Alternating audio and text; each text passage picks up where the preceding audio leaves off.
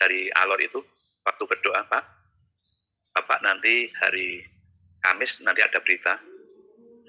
Bapak nggak usah kaget ya. Oh iya, nggak apa-apa. Ternyata apa, saudara?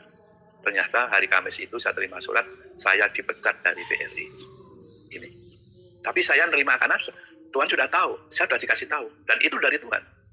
Dari mana seorang hamba Tuhan tahu bahwa pimpinan saya menandatangani surat pecatan? Berarti dia dapat sesuatu dari Tuhan. Tapi Bapak tetap aja, nanti Tuhan akan tuntut Bapak. Nah, akhirnya setelah dipecat, itu tadi, saya ditangkap polisi. Baik Bapak Ibu, sahabat-sahabat Sema Channel, kembali lagi kita berjumpa di Sema Channel ini untuk menyaksikan kesaksian Murtadin yang sungguh luar biasa, seorang bapak yang dijamah oleh Injil Kristus dan dia percaya bahwa Yesus adalah Tuhan. Namun tantangan proses perjalanan imannya itu tidak mudah, saudara. Dia mendapat sebuah tantangan yang berat. Ketika dia percaya Tuhan Yesus, dia sudah mempunyai pekerjaan, kerja di BRI dengan usaha yang bagus, pekerjaan yang mendapatkan ekonomi yang cukup baik. Namun ketika dia dipercaya kepada Tuhan Yesus, dia harus disingkirkan dari pekerjaan itu dan dia harus berusaha hidup dari nol. Tetapi penyertaan Tuhan tidak terlepas dari anak-anak Tuhan. Beliau ini dibimbing, dituntun, dan luar biasanya dia sampai berhasil menyekolahkan anak-anaknya itu ke perguruan tinggi dan di universitas-universitas yang cukup terkenal. Dan dia sangat percaya bahwa Tuhan yang dia sembah, Tuhan Yesus adalah Tuhan yang hidup. Dia tidak pernah menutup mata, dia tidak pernah menyembunyikan tangan bagi setiap anak-anaknya. Itulah yang Bapak ini alami. Sungguh luar biasa, kesaksian yang sangat memberkati dan menguatkan bagi Bapak Ibu yang sahabat-sahabat Sema Channel menyaksikan. Semoga dapat diberkati. Selamat menyaksikan. Tuhan Yesus memberkati kita semua. Ya, shalom saudara-saudara kami yang kami kasih dalam Tuhan Yesus Kristus. Sungguh suatu yang luar biasa kalau malam hari ini saya bisa dari satu channel yang luar biasa, ya, bahwa saya tidak pernah memikirkan, tidak pernah membayangkan akan terjadi seperti ini. Terlebih apa yang kami jalani hidup kami, nggak pernah kebayang kalau kami akan menjadi seorang pengikut Yesus. Ya. Latar belakang kami, saya dilahirkan tahun 51, jadi sebentar lagi mencapai usia yang ke-70, ya, dari keluarga Muslim. Karena kakek saya, kalau zaman sekarang dikatakan orang tamir masjid gitu ya, kakek saya itu seorang Muslim yang taat dan kuat. Tadi kakek dari ibu saya, yang kalau kakek dari ayah saya memang masih mengikut kejawen, ya. Tapi saya dididik, kakek selalu diajarin bahwa kalau orang punya agama, percaya Tuhan, harus sholat. Nah, ini yang saya ikuti. Dan sebelumnya akan saya kenalkan, saya lahir dari keluarga besar. Keluarga besar, saya bersaudara 11 orang. Ya. 11 orang, saya anak yang ketiga. Nah, makanya di dalam kehidupan saya, kalau saya mau ceritakan, bukan tentang kesombongan, ya, bukan tentang saya sombong tentang apa yang saya peroleh masa lalu, enggak. Ini hanya untuk menggambarkan betapa, ya, di dalam kehidupan orang mengalami sesuatu, tapi semuanya itu ada di dalam rancangan Tuhan. Ya. Saya akan sampaikan bahwa masa kecil saya juga seperti anak-anak yang lain, ya, bahkan sering tidur di masjid. Ya. Walaupun orang tua saya tidak mengajarkan Islam secara detail, saya harus bisa baca Al-Quran, enggak. Ya. Saya waktu kecil saya kalau belajar membaca turutan, ya, turutan itu kitab panduan dari guru ngaji saya, supaya saya bisa membaca huruf Arab dari alif ba ta sa jim kha kha dal zal ro ya sin sim sod dot. Ya, itu yang saya pelajari waktu masa kecil saya, ya. Dan juga sholat 5 waktu saya jalani. Akhirnya saya menjadi anak yang dewasa sampai saya sekolah. Nah, inilah yang mau saya sampaikan selama perjalanan hidup saya dari sekolah, ya, dari mulai SD itu saya sering tidur di masjid itu biasa, karena teman-teman saya memang teman Muslim, memang saya juga keluarga Muslim, ya. Nah, setelah mengalami pendidikan dari SMP ke SLTA, ya, waktu itu saya belajar di salah satu sekolah Semea, ya, Semea. Ya. Nah, inilah awal kehidupan saya, maka saya katakan masa hidup saya dari kecil sampai remaja sampai mau menikah waktu itu. Saya nggak pernah susah. Hidup saya cukup berlimpah. Karena apa? Karena ada satu perjalanan hidup yang mungkin jarang dialami. waktu saya lulus dari SUMEA tahun 69, saya langsung kuliah di Akademi Perbankan di Semarang. Ya, saya kuliah. Nah, inilah apa yang kami rencanakan. Saya punya cita-cita, walaupun hanya sekolah di akademi, yang penting bisa melanjutkan dari SLTA, mengingat orang tua saya hanya seorang pegawai negeri, dan ibu saya pedagang kecil-kecilan, ya, pedagang pakaian kecil-kecilan. Tapi ibu dan ayah saya membiayai waktu itu tahun 69 itu saya berkeluarga 9 orang, jadi adik saya 6, ya, adik saya sudah 6, adik 6, kakak saya 2, jadi 9 orang, ya. Nah, saya kuliah di Semarang baru berjalan belum sampai 1 semester. Pas hari Minggu saya pulang, ternyata ada seorang guru saya waktu di SUMEA mendatangi ke rumah. Dia bilang, "Tri, kamu besok bisa nggak ke sekolahan? Ya, ada apa, Pak? Pak Kepala Sekolah mau bicara sama kamu." "Oh iya, Pak, siap." Akhirnya saya datang ke sekolahan. Nah, ditelah ketemu dengan pimpinan sekolah saya yang lama. Saya sudah kuliah, ya. Nah, kepala sekolah tanya, "Tri, kamu mau bekerja nggak?" Ya, maksud Bapak? Dia cerita, beberapa hari yang lalu seorang pimpinan bank pemerintah, ada yang minta ke sini lewat seorang pejabat di kabupaten. Dia ingin salah satu lulusan dari sekolahan ini mau bekerja di bank. Dan waktu itu bank pemerintah hanya satu, bank pemerintah di kota saya itu hanya satu. Terus saya bilang, "Terus gimana, Pak? Ya kalau mau, kamu besok datang aja ke bank itu. Saja satu pesan, jaga nama baik sekolahmu." Ya. Dan itu yang saya dengar waktu itu, bawa nilai sekolahmu, bawa nama baik sekolahmu di tempat pekerjaan kamu. Siapa tahu nanti kamu menjadi alat untuk teman-temanmu juga bisa bekerja di bank itu. Ya memang, maaf, ini bukan tentang kesombongan, tapi ini tentang fakta yang saya hadapi. Memang waktu saya sekolah, saya terlalu dapat ranking, ya, bahkan ranking 3 itu paling jelek waktu itu, ya. Yang sering adalah 1 dan 2. Nah, sampai pada lulusan saya adalah ranking 1. Nah, kenapa pimpinan bank itu sampai datangi sekolah? Ternyata memang waktu membuka kesempatan bekerja, itu yang dites nggak ada yang lulus. Nah, akhirnya saya datang ke bank itu, akhirnya saya dites langsung hari itu juga. Hari Selasa saya datang, masih ingat saya. Dan di Senin saya menghadap kepala sekolah, Selasa saya datang ke bank, saya langsung dijak masuk kamar sama staf yang ngurusin, ya. Saya disuruh mengerjakan soal itu, ada 4 soal, ya. Saya kerjakan dengan baik dan ternyata memang hasil itu disampaikan ke pimpinan langsung. "Udah, kamu besok mulai bekerja." Ini satu hal yang luar biasa. Bahkan waktu saya bekerja pun orang tua saya belum saya beritahu, ya. Sampai dia tanya, "Kok nggak balik ke Semarang?" "Nggak, Pak." Ya, akhirnya baru setelah resmi saya pakai seragam pakai putih gitu, saya baru ngomong ke bapak saya, "Pak, saya udah kerja di kantor bank." Ya, saya sebutkan sekalian, kebetulan kantor bank itu dengan rumah saya sekitar 500 meter, ya, bank pemerintah, bank BRI. Nah, inilah yang awal dari kehidupan saya.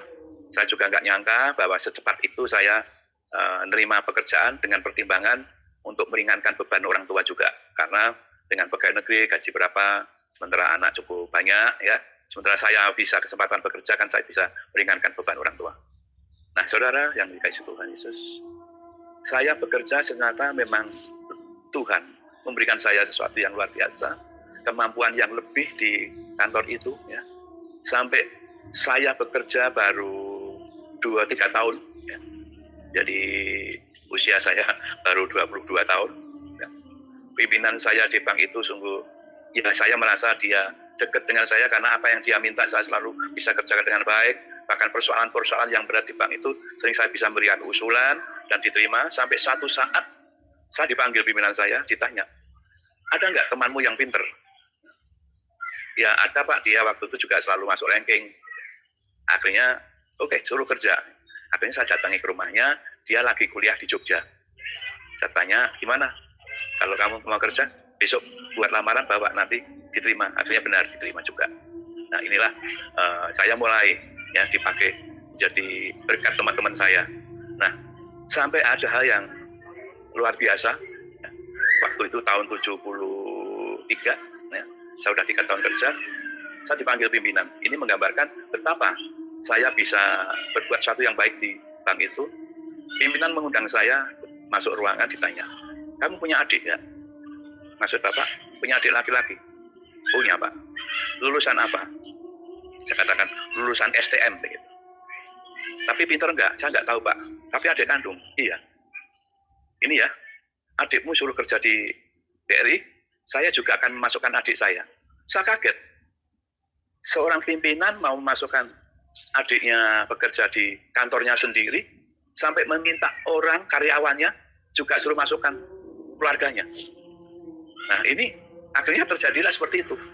Jadi adik saya masuk, adiknya pimpinan itu juga masuk di bank itu. Nah ini satu yang luar biasa. Bahkan karier saya, kalau boleh dikatakan semakin luar biasa, sampai saya ditunjuk pimpinan akan buat kantor-kantor cabang di seluruh kecamatan, ya, dibentuk satu kantor unit baru. Saya harus nyeleksi karyawan, saya harus memilih karyawan, saya harus ngetes karyawan. Bahkan di situ banyak sekali adik-adik kelas saya yang saya tolong untuk bisa masuk kerja di BRI. Inilah awal saya karier saya di BRI. Nah, ternyata perjalanan hidup saya mulai agak ada perubahan tentang situasi keluarga, yaitu di tahun 75. Karena saya kenal dengan seorang gadis, ya, yang waktu itu saya betul-betul satu hati, kebetulan dia seorang Nasrani. Nah inilah pertentangan yang sangat berat, ya, antara saya seorang Islam yang masih tekun menjalankan sholat, sementara kok saya jatuh hati dengan seorang Nasrani, ya. Akhirnya dengan pertimbangan, ya udahlah, nggak apa-apa, nanti jalani aja ibadah masing-masing, ya. Tapi perjalanannya nggak segampang itu. Untuk saya bisa menikah dengan gadis itu nggak gampang, karena kebetulan gadis itu satu wilayah dengan saya di salah satu kelurahan, dan kepala kalurahannya adalah ayah saya. Ayah saya jadi kepala kalurahan, jadi lurah. Saya nggak mungkin bisa, pasti orang tua menolak, karena orang tua sudah nggak setuju saya berhubungan dengan gadis itu. Tapi ya namanya cinta, ya, nggak bisa dihalangi. Akhirnya dengan upaya apapun, saya harus bisa menikah dengan wanita, dengan gadis ini. Akhirnya saya melalui cara-cara yang sebenarnya tidak terpuji, ya, karena bapak saya lurah, saya bawa ngambil surat keterangan, saya tulisin sendiri, saya menuju ke luar kota, bahwa saya bertempat di luar kota itu yang masih famili. Akhirnya saya dinikahkan di situ. Waktu itu ngundang penghulu, ya. Ya intinya saya nikah di depan penghulu, dan orang tua nggak tahu.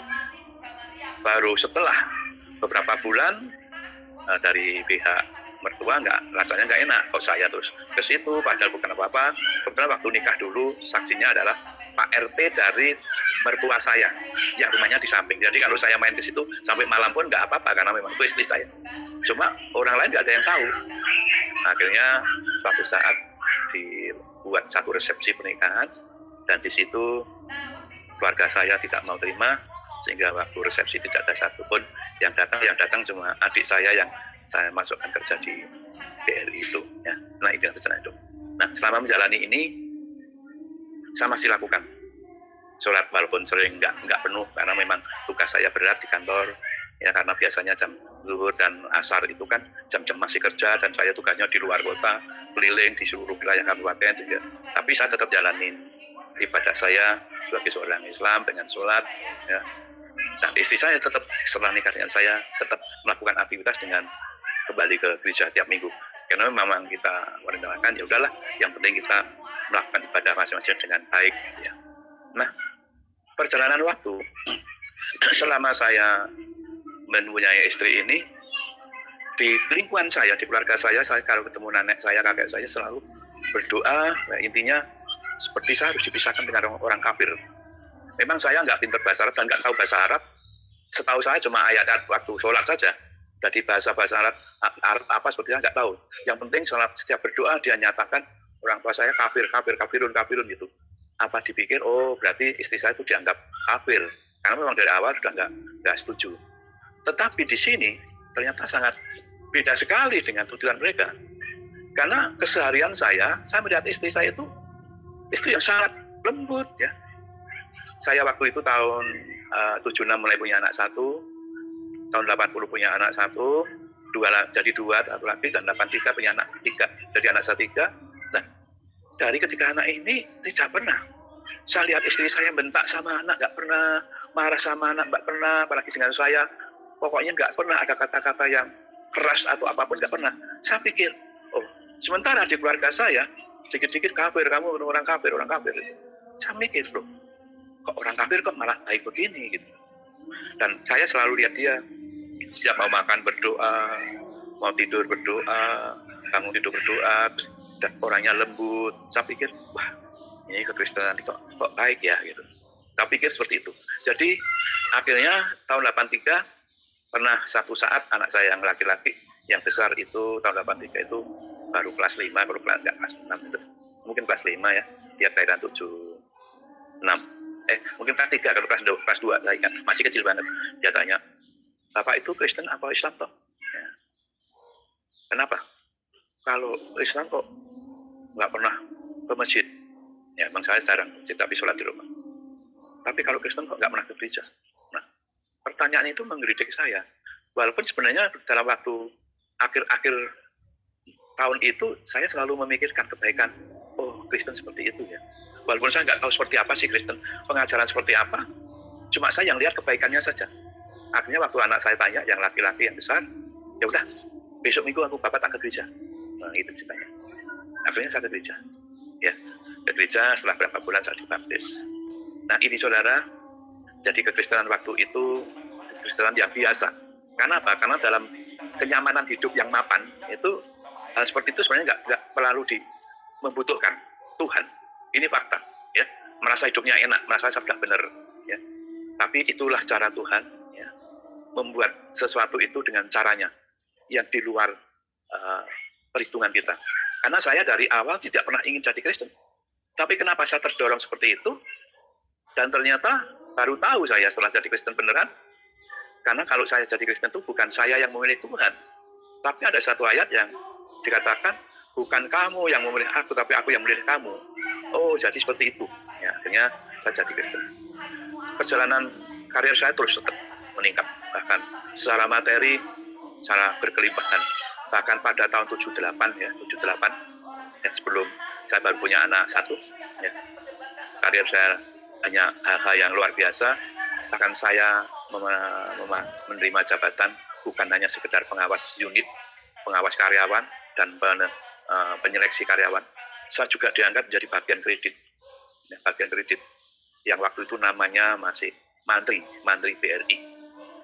Ya, itu kehidupan itu karena kebetulan di kota saya bank pemerintah hanya satu, sehingga orang fokus kalau ingin cari modal ya ke bank yang saya bekerja di situ.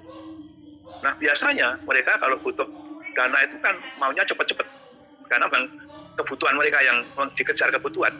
Nah, itulah sering yang mendatangkan berkat. Notabene bukan berkat dari Tuhan, tapi apa yang saya terima. Sehingga kalau saya bangun pagi sudah banyak orang yang nunggu saya, ketemu saya, pokoknya minta saya kemarin daftar, saya minta dipercepat. Dan apa yang saudara lihat, setiap mereka datang pulang, pasti dia tinggal di tangkop. Nah, saudara. Akhirnya melalui seperti itu, Tuhan, saya merasa loh kok enak begini, ya. Tapi memang karena jabatan yang saya peroleh sampai saya di tahun 78 saya bisa membangun rumah, ya, rumah dengan tanah yang diberikan oleh orang tua.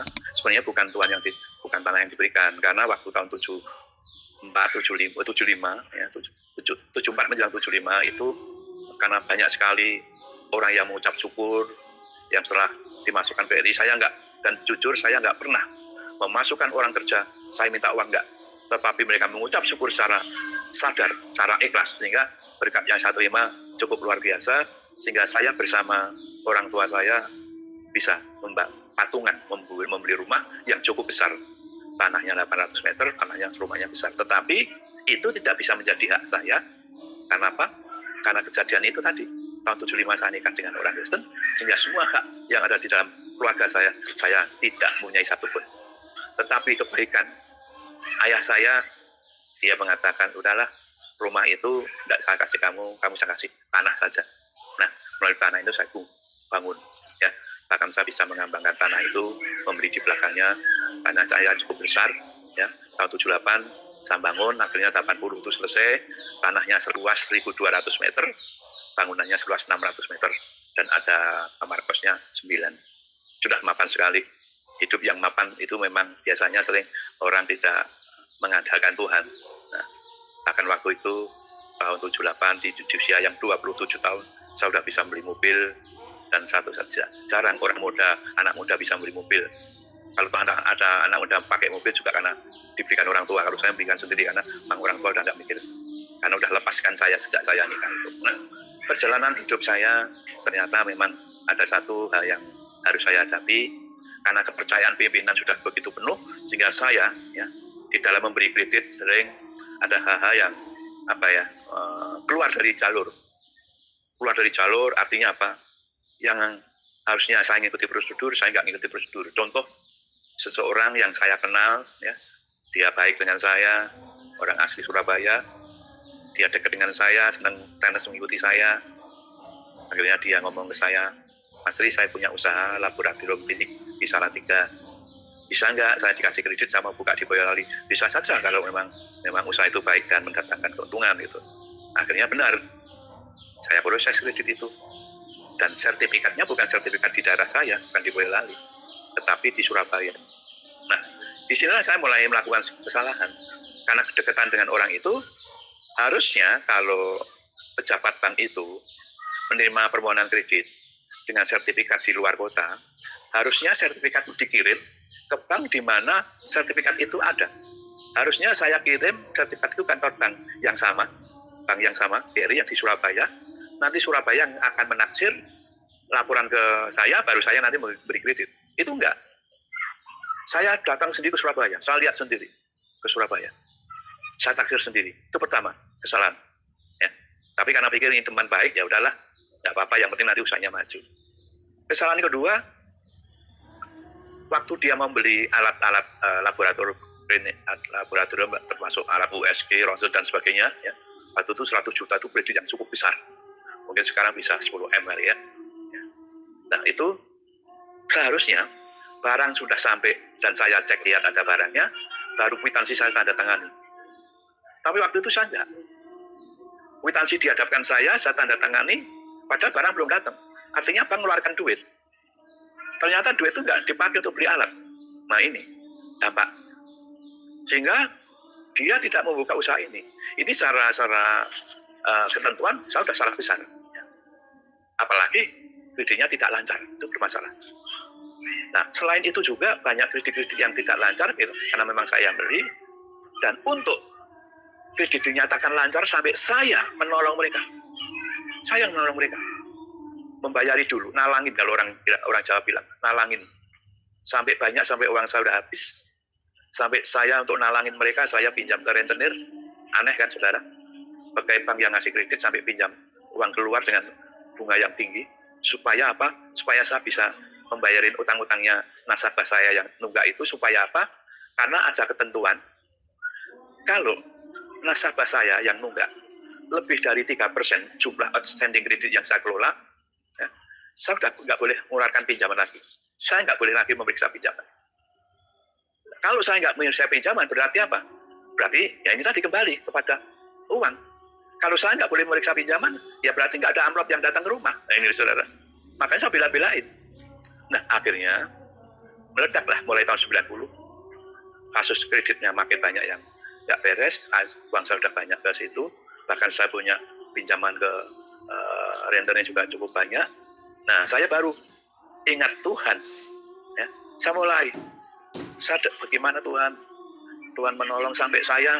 Itu selalu dalam kegiatan rohani saya mulai berubah. Saya berusaha untuk mencari Tuhan sampai saya ketemu seorang evangelis, penginjil dari Alor dari NTT. Ketemu saya. Nah, dialah yang membimbing saya untuk mengalami kedekatan dengan Tuhan. Dia yang bimbing saya. Tiap jam 3 pagi kita doa bareng-bareng. Bahkan dia itu dipakai Tuhan secara luar biasa. Hal-hal yang belum terjadi dia bisa. Waktu berdoa bisa memberitahu saya. Sampai ada hal yang luar biasa. Dia katakan begini, Bapak, nanti Bapak akan perjalanan hidup Bapak akan mengalami sesuatu yang luar biasa. Bapak keluar dari rumah besar yang pintunya 1. Saudara, rumah besar pintunya 1 itu saya bayangkan susah waktu itu. Susah. maksudnya apa rumah besar pintu 1? Dan dia katakan begini, rumah besar pintu 1 itu Bapak nanti berjalan di jalan yang lebar, luas, terang sekali seperti jalan tol. Nah, saya belum ketemu. Rumah besar pintunya 1 itu apa? Saya pikir setelah saya gali apa ya? Waduh, saya belum ketemu jawaban itu apa. Tetapi persoalan yang saya hadapi makin berat. Tungguan semakin banyak dan ternyata sampailah dari kantor pemeriksaan di Semarang melihat kesalahan saya waktu saya memberikan kredit melanggar prosedur. Mereka menganggap saya ikut bersama orang itu untuk merugikan bank. Akhirnya oleh atasan saya dilaporkan polisi. Ya. Dianggap saya bersekongkol dengan peminjam yang nggak mau bayar. Dan saya masuk ditahan di polisi. Ya. Tapi itu pun luar biasa di dalam kantor polisi. Saya mengalami pencuri-pencuri itu kalau pagi dibentak-bentak, ditendang-tendang, suruh mandi. Saya enggak. Saya ditanya, Pak Sri mandi sekarang atau nanti? Nah ini satu hal apa? Karena saya mulai dekat dengan Tuhan. Jadi banyak bergaul erat dengan Tuhan, banyak mencari wajah Tuhan, banyak memuji Tuhan dan mengalami satu lawatan yang luar biasa. Bahkan kalau saya sudah duduk memuji Tuhan, air mata saya nggak bisa saya bendung. Sepertinya Tuhan ada dalam diri saya. Saya cuma minta Tuhan, tolonglah saya. Berikan saya kekuatan. Dan ternyata benar. Setelah saya di kantor polisi, di dalam tahanan, berkumpul dengan pencuri-pencuri, saya tetap nyaman. Ya udahlah. Akhirnya setelah saya diperiksa, saya katakan ya udahlah. Saya akan selesaikan semua urusan saya yang kaitan dengan bank. Karena saya pikir begini, daripada nanti saya dihukum, terus anak-anak saya punya kesan, wah punya bapak bekas napi. Ya, kalau dihukum kan nanti keluar juga bekas napi. Saya pikir lebih baik saya miskin, kalau memang itu diizinkan Tuhan. Ya, karena saya mulai merasa dekat dengan Tuhan, melalui evangelis yang dari Alor yang selalu menguatkan saya. Akhirnya saya putuskan rumah sajuan. Dan waktu itu, ya nggak banyak ya, 75 juta itu pun orang di kota saya nggak ada yang berani beli. Karena harga segitu cukup tinggi. Dan kebetulan yang beli orang Jakarta, yang saya tidak tahu ternyata itu dulu teman sekolah saya di SMP. Nah, akhirnya jadilah rumah terjual dan saya bisa menempati di situ 2 bulan. Ya. Nah ini terjadi tahun 94. Jadi 93 saya keluar. Dan setiap kejadian itu saya selalu diberitahu. Waktu itu seperti hambanya dari Alor itu, waktu berdoa, Bapak nanti hari Kamis nanti ada berita. Bapak nggak usah kaget ya. Oh iya, nggak apa-apa. Ternyata apa saudara? Ternyata hari Kamis itu saya terima surat, saya dipecat dari BRI. Ini. Tapi saya nerima karena Tuhan sudah tahu, saya sudah dikasih tahu. Dan itu dari Tuhan. Dari mana seorang hamba Tuhan tahu bahwa pimpinan saya menandatangani surat pecatan? Berarti dia dapat sesuatu dari Tuhan. Tapi Bapak tetap aja, nanti Tuhan akan tuntut Bapak. Nah, akhirnya setelah dipecat, itu tadi. Saya ditangkap polisi, dan waktu itu saya putuskan, oke saya tutup, saya akan jual rumah. Ya. Baru terbuka ya, bahwa saya nanti akan berjalan di jalan yang sangat terang, seperti jalan tol, tapi Bapak keluar dari rumah besar yang pintunya 1. Ternyata rumah besar pintu 1 saya tanya, mungkin saudara bisa beri satu ya, mungkin saudara bisa beri satu kesimpulan. Itulah rumah penjara, saudara. Penjara. Ya, berarti rumah besar pintu 1. Rumah besar pintu 1.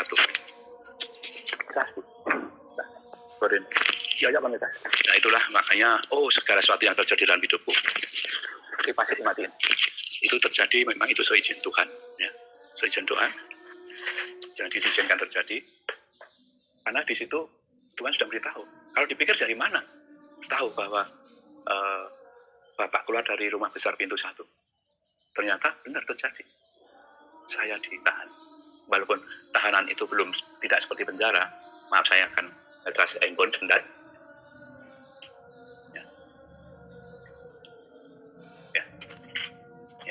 Nah, waktu itu bukan penjara, tapi gambaran saya berarti itu ditahan. Nah, dari situlah penggenapan juga bahwa saya nanti akan mengalami kesuksesan setelah saya keluar dari tempat itu, dan benar. Nah, di dalam perjalanan saya selalu dekat Tuhan, dan sepertinya yang saya rindukan itu Tuhan berikan jawaban. Ya. Akhirnya suatu saat hamba Tuhan itu bicara, Bapak, Tuhan perintahkan Bapak harus ke Jakarta. Saudara, saya bingung. Saya di Jakarta enggak? Belum pernah ke Jakarta. Kemana? Akhirnya saya, ini dari Tuhan. Akhirnya saya ke Jakarta. Nyari pekerjaan ke Jakarta. Jadilah saya pekerjaan di salah satu usaha kebetulan milik teman saya juga. Adik kelas saya waktu itu di distributor air minum. Dan itu pun ada beberapa pilihan.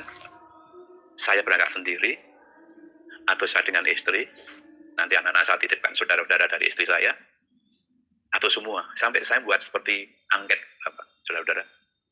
Ada 3 pilihan, Bapak sendiri ke Jakarta, atau Bapak Ibu ke Jakarta, anak-anak tetap di Boyolali, atau semua berangkat Jakarta. Anak-anak bilang semua berangkat ke Jakarta. Ya. Tapi itu tahun 94. Tapi anak saya yang besar baru kelas 1 SMA, sementara masih tinggal di Boyolali, numpang di rumah saudara, karena kebetulan sebelahnya di kota Solo. Nah, perjalanan hidup saya sampai saya bekerja di salah satu perusahaan distributor air mineral. Nah, saudara, setelah saya mengalami seperti ini dan selalu dibimbing oleh hamba Tuhan yang dari Alor ini, saya semakin ngerti bahwa ada satu hal yang Tuhan selalu tanamkan dalam pikiran saya. Kamu jangan sekali-sekali membalas kejahatan orang yang ditimpakan kepadamu. Atau jangan membalas orang yang mencelakakan kamu. Ya. Nah, itulah yang saya merasakan bahwa apapun yang terjadi dalam hidup saya, itulah bahwa saya memang salah. Saya wajib. Saya memang sudah seharusnya berusaha mengalami seperti ini. Saya dipecat dari PRI juga nggak apa-apa, karena memang saya salah. Walaupun mereka yang teman-teman mencari kesalahan saya, melaporkan ke saya tetap ikhlas saja, nggak apa-apa. Memang ini harus saya alami, dan saya selalu, Tuhan, kalau memang ini harus saya jalani, saya akan jalani. Ya, ini dekat dengan Tuhan itu seperti itu, merasakan. Bahkan kalau dikatakan ada satu ayat yang saya dengar setelah ikut Tuhan secara mendekat sekali itu, padamu yang lebih lesu datang kepadaku, aku akan berikan keledaan. Nah, saudara, ini yang selalu luar biasa kalau ditanya, apa sih hebatnya ikut Tuhan Yesus? Soal kekayaan belum tentu menjamin. Tetapi yang satu hal yang tidak bisa diberikan oleh yang lain, bahwa di dalam ikut Yesus, Yesus sanggup mengangkat beban hidup saya. Salah satu yang saya renungkan waktu itu, salah satu firman yang ada di Perjanjian Lama dari Yesaya 36 ayat 26. Aku akan berikan kepadamu hati yang baru, dan roh yang baru kutaruh dalam batinmu. Dan kamu akan memiliki hati yang taat. Saudara, dari orang yang hidup berkelimpahan, ya, tahu-tahu harta, rumah yang besar sekali, habis. Waktu itu tahun 90, mobil saya 3, habis juga. Ya. Menjadi orang yang tidak punya apa-apa. Itu kebanyakan ya mungkin sudah stres. Karena apa? Apa yang harus kami lakukan ke depan? Apa yang harus kami jalani ke depan? Sementara kondisi seperti ini. Tetapi Tuhan tuh sudah memberikan kami hati yang baru. Hati yang tetap bisa bersyukur, bahkan besok akan makan apapun, nggak pernah khawatir. Makanya kalau sering sekarang saya melihat ceramah-ceramah dalam kedokteran itu, yang mungkin penyakit itu bukan karena makanan sebenarnya, tapi karena hati. Ya, saya bersyukur. Sejak saya mengalami pergumulan seberat itu, hati saya tetap damai, saya tetap sukacita, bahkan tidak ada kekhawatiran sama sekali. Ya. Bahkan kalau saya waktu itu tahun 94, ya, mengalami ujian iman yang luar biasa. Kenapa dikatakan ujian iman yang luar biasa?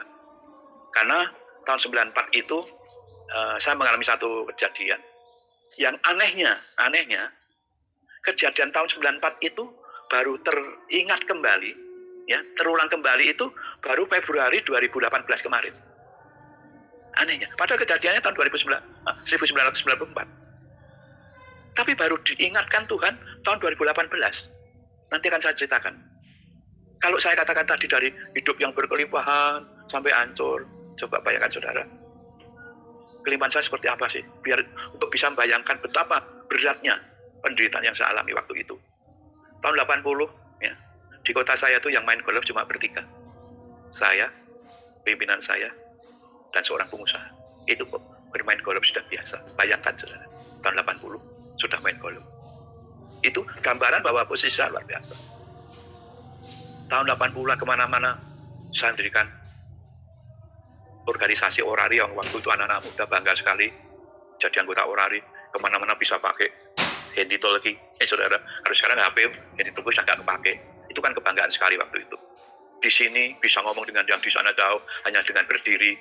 Itu kan kebanggaan. Makanya anak-anak muda banyak yang ngepost di rumah saya, memang dasar rumahnya di sana. Apa kejadian yang Tuhan ingatkan di tahun 2018 kemarin? Waktu saya doa pagi, jam 3 ya, menjelang akhir doa, ada satu suara. Tidak ingatkah kasih karuniaku, aku melihat imanmu. Ya, tidak ingatkah kasih karuniaku, aku melihat imanmu. Saya dalam hati tanya, imanku yang mana ya Tuhan? Saya tanya, dalam hati. Terus saya sampai pejamkan mata, saya diingatkan kejadian tahun 94. Ya, jadi 24 tahun yang lalu diingatkan. Waktu itu, tahun 94, rumah sudah terjual, tapi saya masih bisa menempati 2 bulan. Oh, malah lebih itu masih diizinkan lagi. Saya dipanggil bapak saya. Bapak saya memang ya seorang lurah ya. Ya rumahnya cukup, tidak cuma satu, banyak. Ya. Saya dipanggil. Apa yang dipikir? Saya dipikir, waduh saya dipanggil mungkin mau ditolong bapak. Karena waktu itu saya pegawai BRI, tapi usaha saya itu banyak. Saya itu selalu buat inovasi tentang apa yang mendatangkan keuntungan. Seperti contoh saja, contoh kecil. Saya itu pertama kali di Boyolali pakai LPG itu nggak banyak. Saya kalau beli gas LPG ke Solo, ketemunya cuma sopir bupati, sopir kajari, sopir dandim, dan sopir kepala. Itu nggak ada yang lain yang pakai gas LPG. Akhirnya saya pakai gas LPG.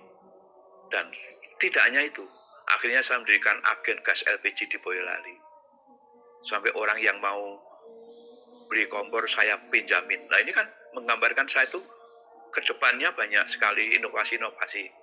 Bahkan orang Boyolali kalau mencari pinjam kaset video, ya dulu video kan nyewa, orang-orang nyewa.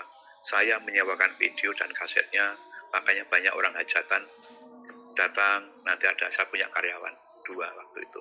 Nah saudara, waktu saya dipanggil orang tua saya pikir saya mau dibantu apa. Ternyata pertanyaannya sungguh sangat memojokkan saya waktu itu. Bapak saya tanya, nih, gara-gara kamu jadi Kristen, sekarang kamu dikeluarkan dari BRI, dan kamu sekarang sudah tidak punya rumah lagi dan mobil. Gitu. Nah, setelah gitu, Bapak saya ini, kamu mau pakai itu rumah sebelah timur jalan itu, rumahnya besar juga saudara. Mau butuh modal berapa? Tak bantu. Tapi syaratnya satu, kamu harus kembali sholat. Saudara, di saat saya mengharapkan satu bantuan, tapi ada sesuatu yang harus saya ambil, sebenarnya gampang sekali. Apa sih susahnya sholat? Apa sih? Tinggal kembali 5 waktu, belajar lagi. Tapi waktu itu, saya sudah merasakan kasih Tuhan, pertolongan Tuhan. Bahkan perjalanan hidup saya itu sebenarnya sudah dituntun Tuhan. Kamu nanti ngalami ini, kamu ngalami ini. Seperti tadi salah satu contoh, kamu akan nanti berjalan di tempat yang sangat terang, seperti jalan tol, tetapi keluar dari rumah besar yang pintu 1. Itu kan tadi sudah saya katakan. Akhirnya apa waktu itu? Jawaban saya, ini yang mungkin Tuhan berkenan. Saya jawab pada bapak saya, Bapak terima kasih tawarannya. Bapak nanti melihat saja, Tuhan saya yang akan menolong saya. Itu saudara. Itulah. Padahal kalau saya mengikuti Tuhan Yesus, sangat berat sekali. Anak baru kelas 1 SMA. Yang kecil baru kelas 1 SM. Yang nomor 2 kelas 1 SMP. Yang nomor 3 baru kelas 5 SD. Butuh biaya. Sementara nggak punya apa-apa. Tapi saya bisa menjawab, Tuhan saya yang menolong saya. Karena saya punya keyakinan. Saya ikut Tuhan, itu kehendak Tuhan. Bukan kamu yang milih aku, tapi aku yang milih kamu. Jadi Tuhan yang milih saya. Itulah sebabnya saya waktu itu menjawab seperti itu. Dan ternyata waktu itu, seperti yang doa saya dengar pada bulan Februari tahun 2018, itu Tuhan mengingat terus bahwa saya mempertahankan iman. Sehingga saya tetap ikut Tuhan, saya merantau ke Jakarta. Dan perjalanan hidup ke Jakarta luar biasa. Ya. Banyak hal yang terjadi yang begitu menyakitkan hati saya, tetapi ternyata Tuhan selalu menolong. Banyak mujizat yang terjadi waktu tadi. Tepatnya bukan di Jakarta sebenarnya, di Bekasi. Ya, di Bekasi. Di Pondok Gede. Banyak mujizat yang terjadi. Artinya, mujizat yang berkaitan dengan jasmani, kebutuhan hidup, makan dan sebagainya. Mujizat, contoh saja, contoh. Suatu hari, saya disuruh mertua saya, jenguk besannya mertua saya yang ada di Pondok Bambu, untuk nengok karena dia sakit. Kalau saya jenguk, berarti saya naik bis. Nah, waktu itu Metro Mini ya, yang jurusan dari Taman Mini ke Pulau Gadung. Nanti kalau saya naik bis berdua, terus besok untuk bekal anak, untuk sekolah, apa gitu. Tapi saya yakin, adalah nggak apa-apa lah. Nanti Tuhan kan tahu apa yang saya hadapi. Ternyata apa yang terjadi, saudara, ini benar-benar membuka mata saya. Tuhan bisa buat mujizat secara luar biasa. Saya di tengah-tengah saya menyekat bis Metro Mini, nggak terasa kaki saya tuh seperti menginjak gumpalan, yang nggak sengaja. Saya nggak tahu. Begitu begitu sendal saya geser, itu ada setumpuk uang. Coba bayangin, saudara. Sampai saya mengambilnya itu, karena saya tengok sana sini nggak ada orang, jauh. Ya. Akhirnya saya pelan-pelan jongkok ke bawah itu. Saya kok tidak ngambil bungkuk, enggak, tapi pelan-pelan ke bawah, terus saya ambil uang satu. Ternyata itu bisa saya pakai makan dan uang saku anak selama 2 minggu. Ini salah satu contoh. Banyak sekali. Nah, yang berkaitan dengan kesehatan, mujizat terjadi. Waktu 95, istri saya mengalami sakit yang parah. Ya mungkin karena tekanan, ya belum merasakan kedamaian masih. Waktu itu, kalau buang air seni itu merah seperti darah dan badan panas. Ya. Akhirnya dengan terpaksa saya bawa ke rumah sakit. Walaupun uang itu sebenarnya untuk cadangan untuk makan dan sebagainya. Dengan sangat pas-pasan saya ke rumah sakit. Akhirnya diberi resep 3 obat oleh dokter. Dan saya hanya beli 1 obat yang paling murah, karena memang nggak punya duit. Tapi saya tiap jam 3 pagi tidak pernah meninggalkan Tuhan. Saya terus tersungkur di kaki Tuhan. Dan saya merasakan, kalau saya sudah berdoa, air mata saya mengalir, sepertinya Tuhan sedang peluk saya. Gitu. Dan ternyata setelah obat yang paling murah saya beli, saya kembali ke dokter lagi. Ya, dengan uang yang pas-pasan. Dokternya tanya, loh, ibu berobat kemana? Ya nggak kemana-mana. Memang ada apa, dok? Ternyata ini ginjal yang tadinya luka ginjal.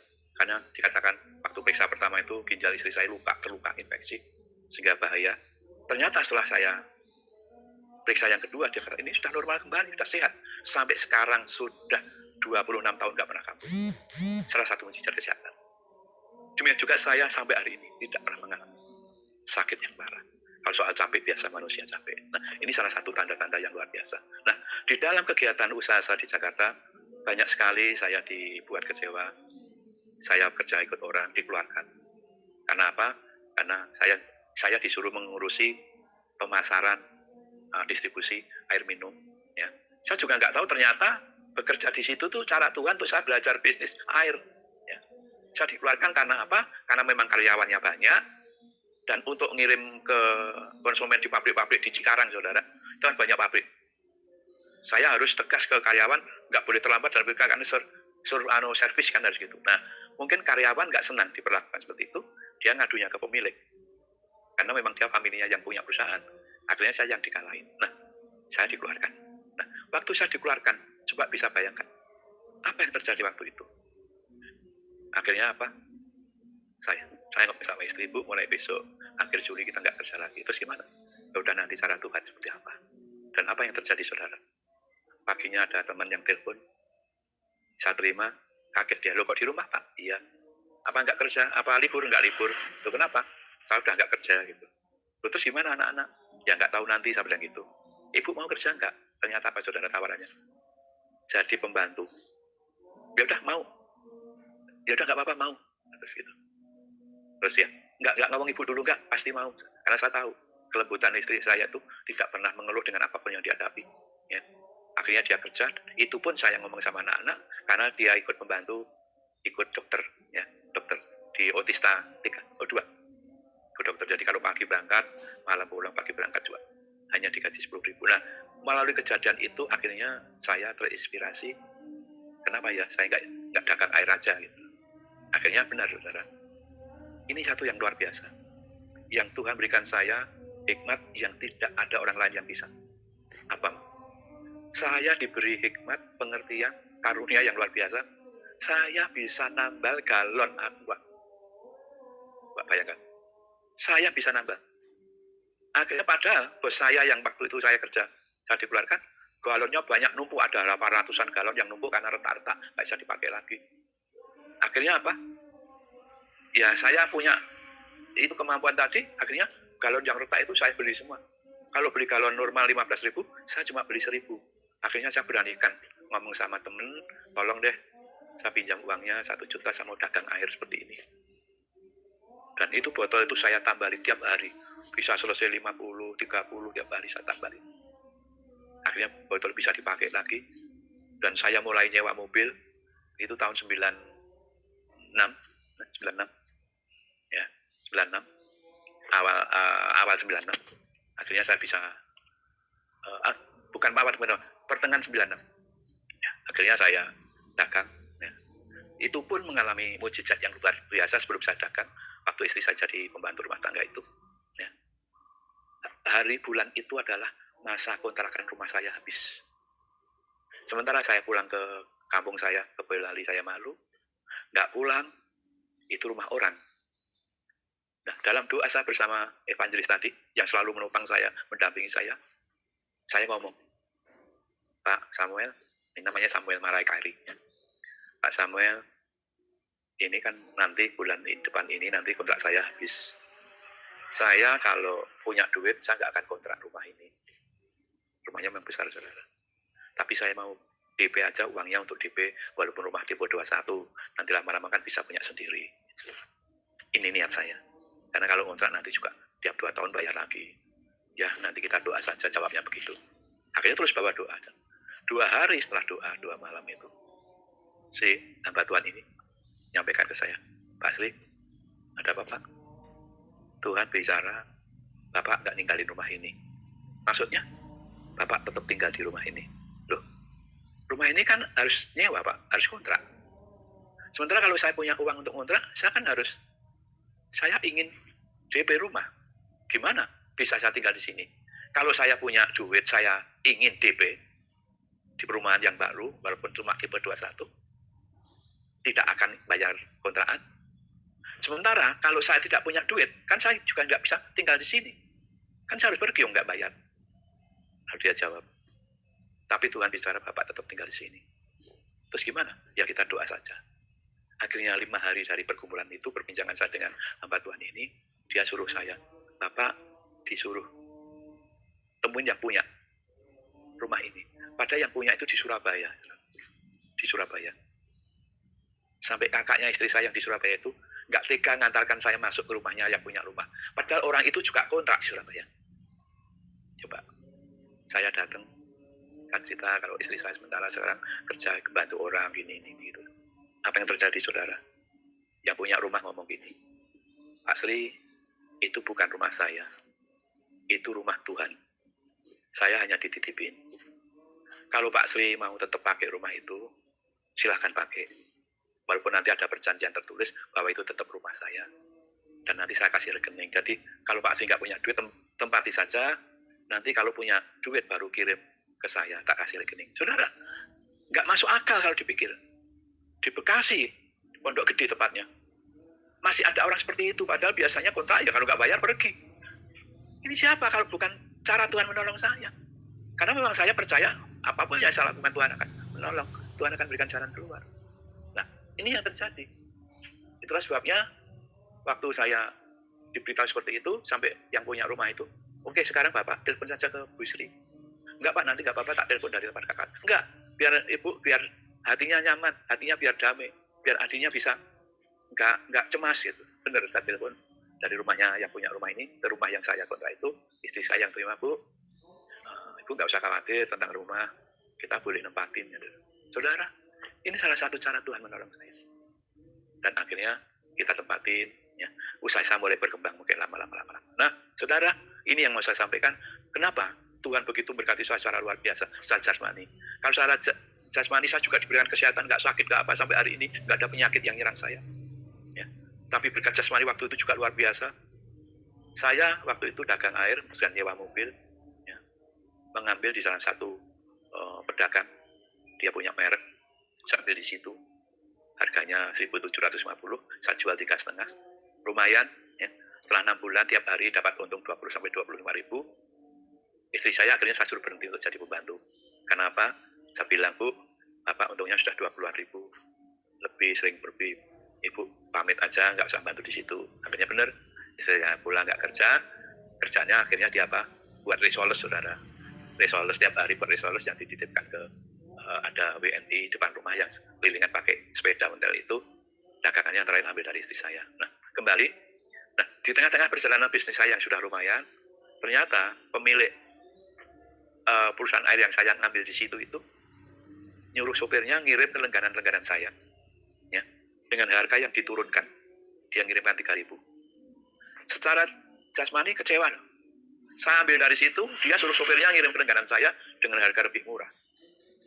Tapi saya enggak. Sampai ada seorang rekan saya yang dari Kelapa Gading yang juga pedagang ngomong ke saya, Pak Sri, itu langganan Pak Sri kok dikirimi? Ya, saya sebut aja panggilannya Pak Haji ya, dari Padang. Kok dikirimi Pak Haji? Jawab saya, Pak Saudara, biarin aja lah. Kan masih banyak toko. Ya nanti cari langganan lain. Itu saya jawaban saya. Jadi saya enggak kecewa. Biarin aja lah. Toh Tuhan buka berkat itu bukan mesti harus seperti situ. Kalau toh nanti langganan saya habis, nanti Tuhan akan berikan langganan yang lain. Tapi yang luar biasa, rekan saya yang namanya Pak Lukita yang dari Kelapa Gading itu ngomong, ayo Pak Sri, saya kenalkan ke teman saya. Sekarang buka pabrik di daerah Cilengsi, saudara. Kapasitasnya 10.000 galon per hari, cuma seminggu lagi baru mulai operasi. Saudara, itu cara Tuhan juga. Akhirnya saya datang ke pabrik itu, nah, dikenalkan sama yang punya, terus yang punya ngomong, oke Pak Sri, saya kasih merek saya, Pak Sri ambil air dari sini, saya kasih harga 850. Bayangkan saudara, ngambil di tempat yang awal tadi 1.750, ngambil di situ 850. Dapat keringanan berapa? 900. Berarti untung saya naik ribuan.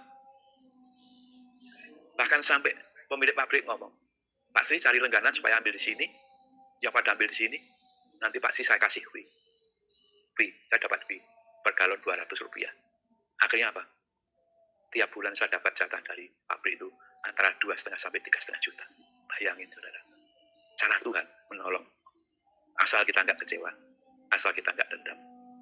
Dan yang lebih luar biasa lagi, bos saya yang mengeluarkan, yang punya usaha distributor air minum, yang merek lain tadi, yang saya dikeluarkan, saya nggak pernah kecewa. Walaupun dampak dari dia saya dikeluarkan, istri saya jadi pembantu, saya nggak pernah kecewa. Saya sering mampir ke kantornya. Setelah 2 tahun saya sering mampir, sampai setelah 2 tahun dia ngomong, Pak Sri, ini usaha saya mau tutup. Kenapa tutup? Aduh, untungnya udah mepet. Ya memang dia ada merek lain, belinya 2750, jualnya 4,5. Jangan tutup Bu, sayang kan Ibu, langganannya banyak gitu. Itu yang nungguin pas nyonyahnya. Terus gimana Pak? Ambil aja air saya bilang gitu. Karena saya sudah diserahin dari pabrik. Air apa Pak? Saya kasihkan merek saya itu. Oh ini ya Pak ya, berapa Pak per galon? Per galon 1.500 Bu. Murah banget. Ya udah Ibu saya kasih surat, ambil ke sana. Akhirnya ambillah, dia meneruskan usahanya, berjalan meneruskan usahanya.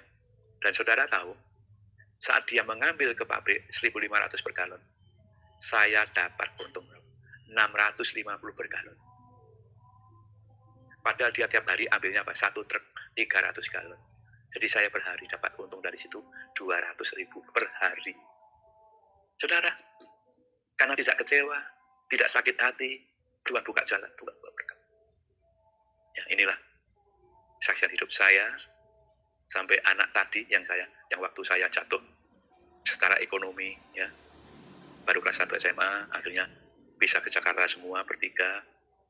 Bahkan yang anak pertama lulus di UI, Teknik Sipil UI, yang kedua akuntansi UI juga, yang paling kecil akuntansi dari UGM.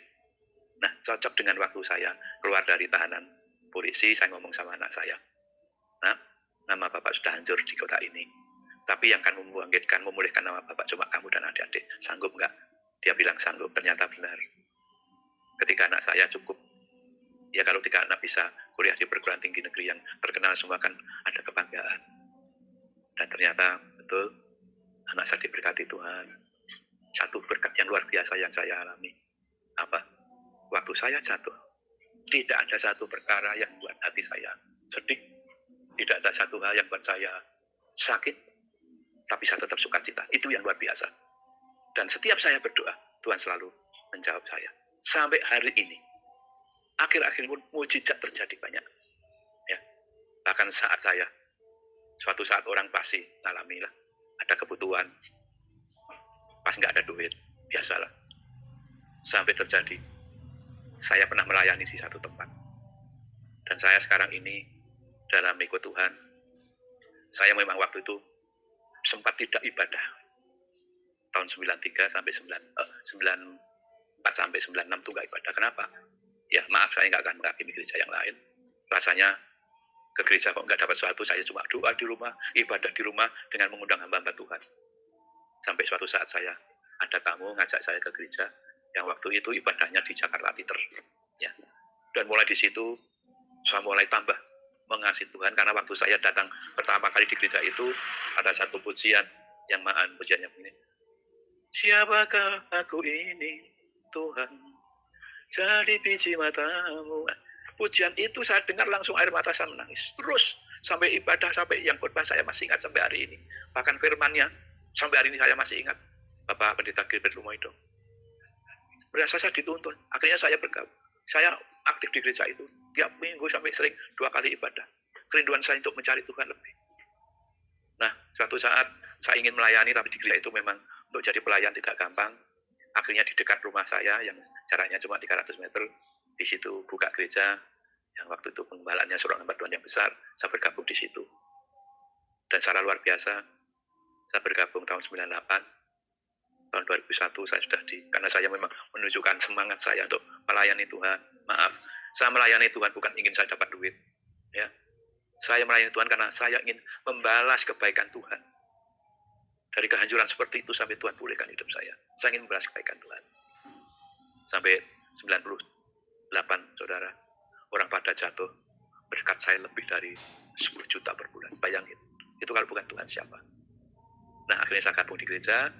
Selama 3 tahun, saya langsung diperintah gembala, Bapak harus ikut ujian pendeta. Saya ikuti ujian pendeta. Walaupun pengetahuan saya dari cuma kursus-kursus yang diadakan di gereja itu. Ya, karena intinya saya bukan tentang saya hafal firman, enggak.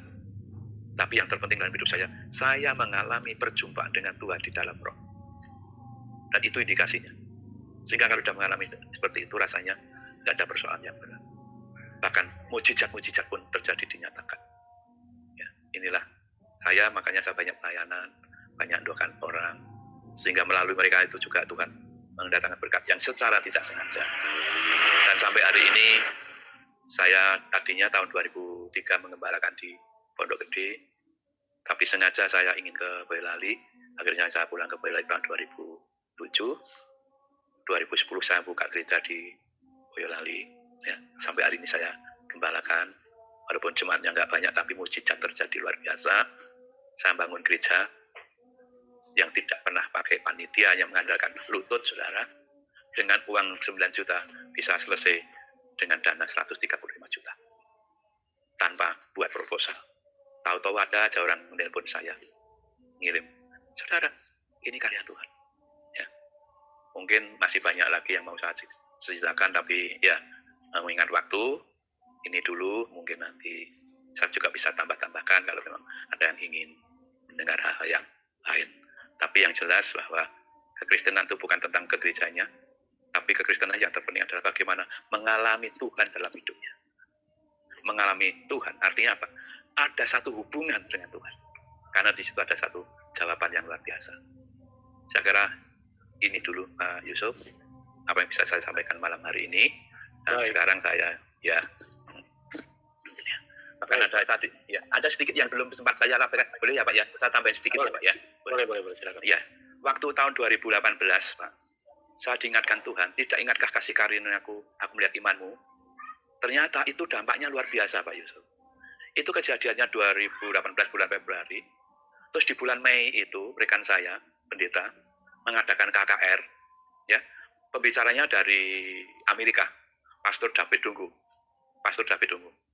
Nah, yang mengherankan, saya bersama istri duduk di barisan ketiga. Tahu-tahu pemimpin pujian itu WL itu menunjuk saya, Bapak yang baju putih, bisa Bapak naik mimbar. Dia nggak kenal saya juga belum tahu. Begitu saya naik mimbar, apa Mas? Terserah Bapak. Bapak mau kesaksian boleh, mau menyampaikan pesan apa boleh. Akhirnya saya menyampaikan kesaksian tentang apa? Tentang karunia iman. Jadi saya milih rumah atau duit, langsung nyaman, atau saya langsung tetap ikut Tuhan Yesus walaupun penderitaan di depan banyak, tetapi saya percaya dalam penderitaan pun asal Tuhan ada, Tuhan berikan saya tetap damai dan sejahtera. Nah, itu terus tahun 2018 ya, saya ke Manila. Kebetulan anak saya tugas di yang nomor 2, Putri, tugas di KBRI Manila. Saya ke gereja. Bisa bayangkan Pak, gereja yang berumah kena ke... Oke, baik Bapak Ibu, sahabat-sahabat Sema Channel. Seperti biasa kita akan membaca dan merenungkan kebenaran firman Tuhan. Kali ini kita akan belajar bersama-sama di dalam kebenaran firman Tuhan di dalam surat 2 Timotius pasal yang pertama ayat yang ketiga ya. 2 Timotius pasal pertama ayat yang ketiga hingga ayat yang ke-18. Saya akan bacakan buat kita semua, Bapak Ibu, sahabat-sahabat Sema Channel bisa merenungkannya di sana masing-masing. Judul perikop yang diberikan LAI adalah ucapan syukur dan nasihat untuk bertekun. Ayat yang pertama, yang ketiga, aku mengucap syukur kepada Allah yang kulayani dengan hati nurani yang murni seperti yang dilakukan nenek moyangku. Dan selalu aku mengingat engkau dalam permohonanku baik siang maupun malam. Dan apabila aku terkenang akan air matamu yang kau curahkan, aku ingin melihat engkau kembali supaya penuhlah kesukaanku. Sebab aku teringat akan imanmu yang tulus ikhlas, yaitu iman yang pertama-tama hidup di dalam nenekmu Lois dan di dalam ibumu Eunike, dan yang aku yakini hidup juga di dalam dirimu. Karena itulah kuperintahkan engkau untuk mengobarkan karunia Allah yang ada padamu oleh penumpangan tanganku atasmu. Sebab Allah memberikan kepada kita bukan roh ketakutan, melainkan roh yang membangkitkan kekuatan, kasih, dan ketertiban. Jadi janganlah kamu bersaksi tentang Tuhan kita dengan janganlah malu karena aku seorang hukuman karena dia, melainkan ikutlah menderita bagi Injilnya oleh kekuatan Allah. Dialah yang menyelamatkan kita dan memanggil kita dengan panggilan kudus, bukan berdasarkan perbuatan kita, melainkan berdasarkan maksud dan kasih karunia-Nya sendiri, yang telah dikaruniakan kepada kita dalam Kristus Yesus sebelum permulaan zaman, dan yang sekarang diingatkan oleh kedatangan Juru Selamat kita, Yesus Kristus, yang oleh Injil telah mematahkan kuasa maut dan mendatangkan hidup yang tidak dapat binasa. Untuk Injil inilah aku telah ditetapkan sebagai pemberita, sebagai rasul, dan sebagai guru. Itulah sebabnya aku menderita semuanya ini, tetapi aku tidak malu karena aku tahu kepada siapa aku percaya, dan aku yakin bahwa Dia berkuasa memeliharakan apa yang telah dipercayakan kepadaku, sehingga pada hari Tuhan peganglah segala sesuatu yang telah engkau dengar daripadaku sebagai contoh ajaran yang sehat, dan lakukanlah itu dalam iman dan kasih dalam Kristus Yesus. Peliharalah harta yang indah yang telah dipercayakannya kepada kita oleh Roh Kudus yang diam di dalam kita. Engkau tahu bahwa semua mereka yang di daerah Asia kecil berpaling daripadaku, termasuk Figelus dan Hormegenes. Tuhan kiranya mengaruniakan rahmat-Nya kepada keluarga Onesiforus yang telah berulang-ulang menyegarkan hatiku. Ia telah malu menjumpai aku di dalam penjara ketika di Roma. Ia berusaha mencari aku dan sudah juga menemui aku. Kiranya Tuhan menunjukkan rahmat-Nya kepadanya pada harinya.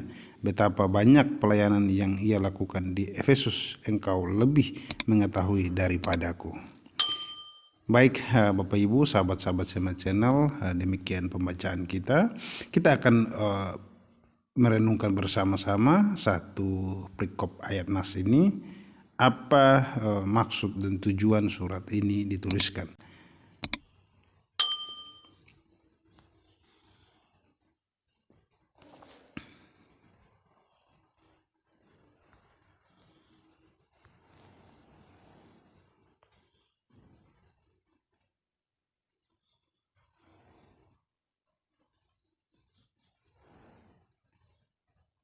Nah, Bapak Ibu,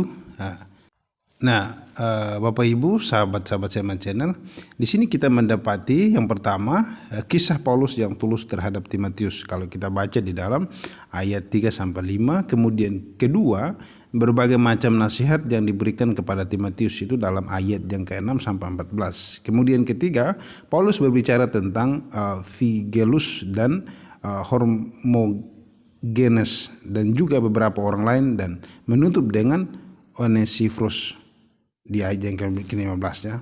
Nah, di sini pengantar iman dan kekudusan Timotius berbicara tentang bagaimana Timotius akan pelayanan. Nah, jadi dalam perikop ini kita mendapati yang pertama, sebagai penulis surat ini adalah Paulus menyebut dirinya rasul oleh kehendak Allah, hanya atas perkenanan Allah dan oleh anugerahnya yang dia akui tidak layak diterimanya menurut janji tentang hidup dalam Kristus Yesus, atau menurut Injil. Injil adalah janji tentang hidup dalam Kristus Yesus. Hidup adalah tujuannya dan Kristus adalah jalannya. Hidup itu dimasukkan sebagai bagian dalam janji itu, dan kedua-duanya pasti di dalam Kristus Yesus, sang saksi yang setia. Sebab Kristus adalah ya dan amin bagi semua janji Allah. Kalau kita baca di dalam 2 Korintus pasal 1 ayat yang ke-20. Rasul Paulus menyebut Timotius sebagai anaknya yang kekasih. Rasul Paulus sangat menyayangi Timotius, baik karena ia sudah berperan dalam pertobatan Timotius maupun karena seperti seorang anak terhadap ayahnya. Timotius sudah melayani bersama dia dalam memberitakan Injil. Coba kita amati di sini.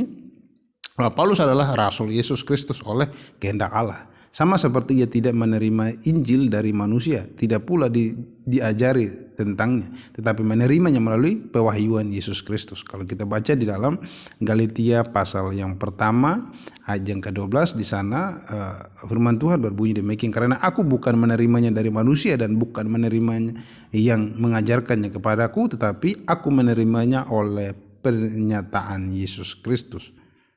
Jelas ya. Nah, demikian pula mandatnya menjadi rasul bukan oleh kehendak manusia, melainkan oleh kehendak Allah.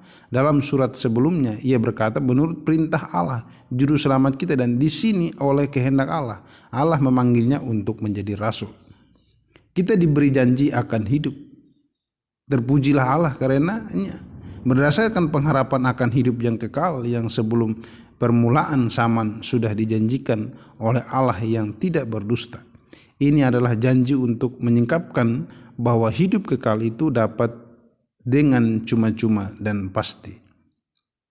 Janji ini serta semua janji lain diberikan di dalam dan melalui Yesus Kristus. Semua janji itu timbul dari belas kasihan Allah dalam Kristus, dan janji-janji itu pasti sehingga kita dapat mengandalkan dengan rasa aman. Kasih karunia, rahmat dan damai sejahtera yang sungguh-sungguh diinginkan oleh Timotius anak Paulus yang terkasih itu datangnya dari Allah Bapa dan Kristus Yesus Tuhan kita. Dan karena itu Bapa dan Kristus adalah pemberi semua berkat ini, dan itu semua harus dipakai untuk Bapa dan Kristus.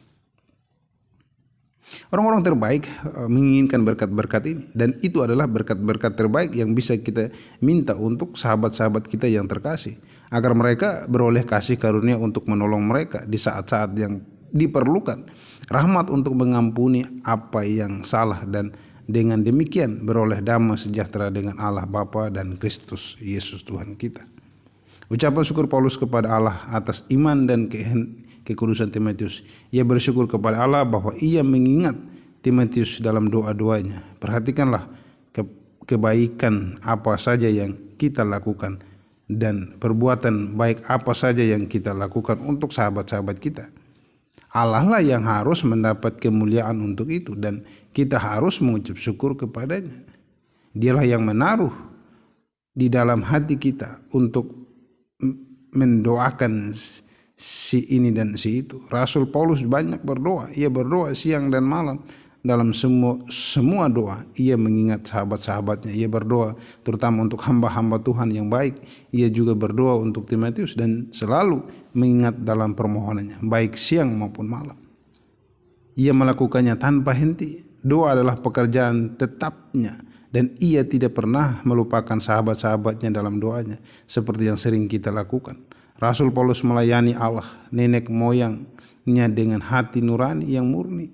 Suatu penghiburan baginya bahwa ia terlahir dari keluarga Allah dan berasal dari keturunan orang-orang yang melayani Allah. Dan juga bahwa ia telah melayani Allah dengan hati nurani yang murni, sesuai dengan terang terbaik yang ada padanya.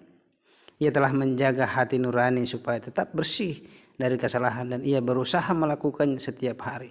Kita baca di dalam Kisah Para Rasul pasal 24 ayat 16, di sana dikatakan, ia sangat ingin melihat Timotius karena rasa sayangnya terhadap dia, supaya ia bisa bercakap-cakap sebentar dengannya, sebab ia terkenang akan air mata Timotius ketika mereka berpisah. Timotius sedih berpisah dengan Paulus. Ia menangis dan pada saat perpisahan, dan karena itu Paulus ingin melihat dia lagi, sebab melalui tangisan itu ia sadar betapa Timotius betul-betul menyayanginya. Ia bersyukur kepada Allah bahwa Timotius terus menjaga agama nenek moyangnya. Perhatikan, agama menurunkan pada Timotius dari pihak ibunya. Ia mempunyai seorang ibu yang baik dan seorang nenek yang baik. Ibu dan neneknya adalah orang-orang percaya meskipun ayahnya tidak. Sungguh menghibur apabila anak-anak mencontohkan iman dan kekudusan orang tua mereka yang saleh dan mengikuti jejak mereka. Kita bisa baca di dalam 3 Yohanes pasal 4. Hidup di dalam nenek moyangmu dan hidup di dalam ibumu, dan yang aku yakini hidup juga di dalam dirimu. Rasul Paulus berpikir baik tentang sahabat-sahabatnya dan sangat ingin mengharapkan yang terbaik untuk mereka, dan sesungguhnya ia mempunyai banyak alasan untuk berpikiran baik tentang Timotius, karena tak ada seorang padanya yang sehati dan sepikir dengan dia.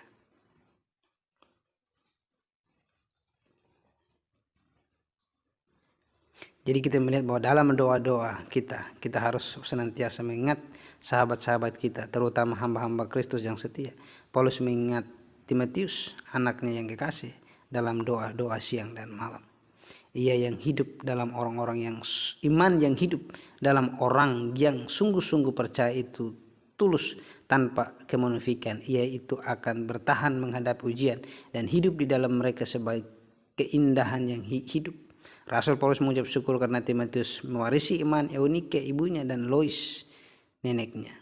Dan kita juga harus mengucap syukur untuk itu apabila kita melihat hal yang serupa. Kita harus bersuka cita dimanapun kita melihat anugerah Allah. Demikian pula Barnabas bersuka cita di dalam Kisah Para Rasul. Aku sangat bersuka cita bahwa aku mendapati bahwa separuh dari anak-anakmu hidup dalam kebenaran. Nah, di sini berbicara mengenai ketulusan iman. Paulus mengucap syukur kepada Allah karena melihat iman Timotius yang tulus ikhlas. Di dalam ayat yang kelima di sana kita bisa melihat ia membuat Paulus selalu mengingat Timotius. Jadi inilah yang membuat Paulus selalu mengingat Timotius serta ingin segera berjumpa dengan dia. Apa yang dimaksud dengan iman yang tulus ikhlas? Yaitu iman yang murni, yang tidak bercampur dengan kekhawatiran, kecurigaan, atau ketidakpercayaan kepada Allah. Apa yang istimewa dengan iman yang tulus ikhlas? Iman semacam ini tidak munafik. Artinya bukan hanya untuk diperlihatkan kepada orang lain atau untuk membuat orang lain terkesan. Iman terlihat dalam iman terlihat dalam setiap aspek kehidupan dan lahir dari kedekatan dengan Allah. Loh, bukankah iman memang harus demikian? Begitu mungkin pertanyaan kita. Memang benar, namun masalahnya tidak semua orang yang mengaku dirinya beriman memiliki iman yang demikian. Iman akan terlihat saat seorang mengalami tantangan terhadap iman, kekuatan atau ketekunan atau pelayanan, seperti Timotius yang melayani jemaat Efesus. Ia harus menghadapi beraneka ragam orang dengan berbagai tingkat pertumbuhan iman. Ada yang mendukung pelayanan, tetapi ada juga yang menimbulkan kesulitan. Bila orang tidak memiliki iman yang tulus ikhlas, bukan tidak mungkin ia akan mundur dari pelayanan bila merasa diragukan kemampuannya. Misalnya, atau orang yang merasa rajin dalam berbagai aktivitas gereja lalu pindah ke gereja lain karena tidak dikunjungi pendeta ketika sakit, atau orang yang ingin terlibat pelayanan karena berharap dihormati orang lain atau mengharapkan Tuhan membalasnya dengan kenyamanan hidup. Semua itu adalah wujud iman yang tidak tulus ikhlas. Tidak heran ada yang mundur dari iman serta meninggalkan Tuhan karena merasa kecewa kepada Dia. Sikap seperti itu tentu saja berbeda dengan Paulus yang melayani dengan hati nurani yang murni, serta Timotius yang memiliki iman yang tulus ikhlas. Jadi iman yang tulus ikhlas akan mengarahkan seseorang untuk mengasihi dan melayani Allah, bukan diri sendiri. Jadi kita melihat di sini bahwa seperti kebiasaan Paulus telah menegaskan seperti apa hubungan antar dirinya dengan penerimaan surat melalui salam kepada pembuka surat. Timotius adalah anakku yang kekasih, anak rohani. Ketika Paulus menegaskan dirinya sebagai rasul Kristus Yesus oleh kehendak Allah, tersirat pernyataan bahwa Timotius adalah ahli waris di dalam pemberitaan. Janji tentang hidup adalah Kristus Yesus. Timotius akan meneruskan pelayanan Paulus. Hubungan keduanya tidak hanya ikatan emosional tetapi juga merupakan pembentukan kepada seorang pelayan muda dari seorang senior yang akan menyelesaikan tugasnya. Paulus mengingatkan Timotius bahwa sebagaimana hendaknya nenek moyangnya, umat zaman perjanjian lama yang setia kepada Allah, dirinya juga melayani Allah dengan hati nurani yang murni. Paulus melihat adanya kesinambungan antara pelayanan yang dilakukan dirinya dengan yang dilakukan oleh generasi sebelumnya yang setia kepada Allah. Karena itu Paulus juga mengajak Timotius melihat hal yang sama pada dirinya. Timotius tidak hanya memiliki Paulus sebagai bapak rohani, ia juga memiliki keluarga yang memiliki warisan rohani. Lois neneknya dan Eunike ibunya memiliki iman yang tulus ikhlas. Dalam 1 Timotius Paulus telah menulis bahwa hati nurani yang murni dan iman yang tulus ikhlas akan menghasilkan kasih dan menjadikan perlengkapan bagi perjuangan seorang pelayan Tuhan. Kesimpulan bagi kita adalah Paulus ingin Timotius menyadari siapa dirinya. Timotius adalah penerus perjuangan iman dari generasi-generasi sebelumnya.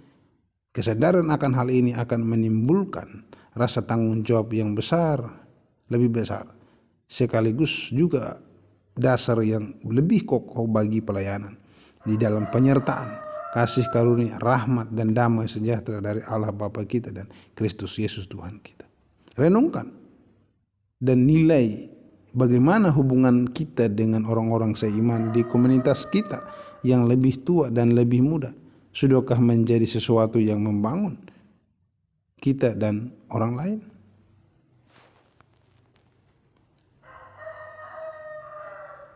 Mari kita kembali mengingat bahwa orang Kristen tidak kebal dari penderitaan, termasuk juga rohaniawan. Kekristenan tidak menjamin umat Allah akan kebal dan bebas dari penderitaan. Sebaliknya, kekristenan mengajarkan kekuatan yang kita miliki sebagai anak-anak Allah untuk menanggung penderitaan yang Ia izinkan terjadi di dalam hidup kita. Mengawali surat yang kedua kepada Timotius, pertama-tama Paulus menyampaikan salam kasih kepada Timotius, anak rohani yang dikasihi. Paulus menyebut kehendak Allah yang telah menjadikan sebagai pemberita janji tentang hidup dalam Kristus Yesus. Kesadaran akan kehendak Allah ini memampukan Paulus untuk mengucap syukur kepadanya karena keberadaan Timotius dalam pelayanannya. Paulus tahu pelayanan Timotius di Efesus tidak mudah, dengan usia Timotius yang tergolong muda dan peliknya persoalan yang diakibatkan oleh para pengajar sesat yang menyusup di tengah-tengah jemaat Efesus. Tentu tidak mudah menghadapi semua itu. Paulus tahu betapa berat kesedihan yang dialami oleh Timotius dalam pelayanan. Karena itu Paulus menguatkan Timotius. Kalau kita baca dalam ayat yang keempat, dan apabila aku terkenang akan air matamu yang kau curahkan, aku ingin melihat engkau kembali supaya penuhlah kesukaanku. Dasar penguatan pertama yang Paulus berikan adalah karena kasih karunia yang telah dimiliki oleh Timotius dari Allah. Kita baca di dalam 2 Timotius pasal yang ke-1 ayat yang ke-6 ke-9. Di sana dikatakan bahwa karena itulah kuperintahkan engkau untuk mengobarkan karunia Allah yang ada padamu oleh penumpangan tanganku atasmu. Dialah yang menyelamatkan kita dan memanggil kita dengan panggilan kudus, bukan berdasarkan perbuatan kita, melainkan berdasarkan maksud dan kasih karunia-Nya sendiri yang telah dikaruniakan kepada kita dalam Kristus Yesus sebelum permulaan zaman. Paulus mengingatkan bahwa hanya karena kasih karunia Allah saja maka Timotius beroleh keselamatan dan panggilan pelayanan. Kalau kita baca dalam 2 Timotius pasal 1 ayat 9 dan 10, dialah yang menyelamatkan kita dan memanggil kita dengan panggilan kudus, bukan berdasarkan perbuatan kita, melainkan berdasarkan maksud dan kasih karunia-Nya sendiri yang telah dikaruniakan kepada kita dalam Kristus Yesus sebelum permulaan zaman. Dan yang sekarang dinyatakan oleh kedatangan juru selamat kita Yesus Kristus, yang oleh Injil telah mematahkan kuasa maut dan mendatangkan hidup yang tidak dapat binasa. Jadi dasar pengakuan kedua yang Paulus berikan kepada Timotius yaitu bahwa Allah yang telah menyelamatkannya juga memberikan kekuatan kepadanya. 2 Timotius pasal yang ke-1 ayat yang ke-7. Sebab Allah memberikan kepada kita bukan roh ketakutan, melainkan roh yang membangkitkan kekuatan, kasih, dan ketertiban. Berdasarkan pada anugerah dan kekuatan dari Allah yang telah ia terima, Paulus menasihati Timotius agar tidak malu bersaksi dan tidak takut untuk menderita bagi Kristus.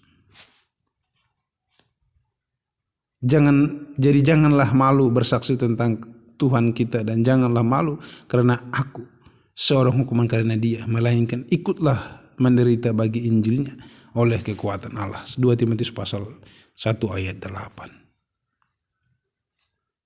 Bila Tuhan mengizinkan kita mengalami penderitaan ataupun kesulitan dalam pelayanan, ingatlah bahwa ada anugerah dan kekuatan dari Allah yang diberikan bagi setiap orang yang berharap kepadanya. Apapun kesulitan hidup, janganlah malu bersaksi demi Kristus, dan janganlah takut untuk menderita bagi Kristus. Ingat, bila Tuhan mengizinkan kita mengalami penderitaan ataupun kesulitan dalam pelayanan, ingatlah bahwa ada anugerah dan kekuatan dari Allah yang diberikan bagi setiap orang yang berharap kepadanya. Apapun situasi hidup kita, janganlah malu bersaksi demi Kristus, dan janganlah takut untuk menderita bagi Kristus. Itulah panggilan bagi kita anak-anak Kristus untuk terus mewartakan Injil kebenaran bagi jiwa-jiwa. Itulah panggilan kita.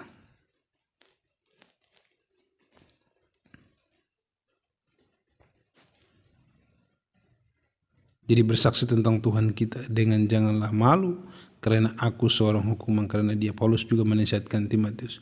Paulus menasihati Timotius untuk terus berkhotbah tentang penderitaan Kristus dan juga untuk memperkenalkan Paulus sebagai tahanan rohani Injil dan tahanan fisik karena Injil.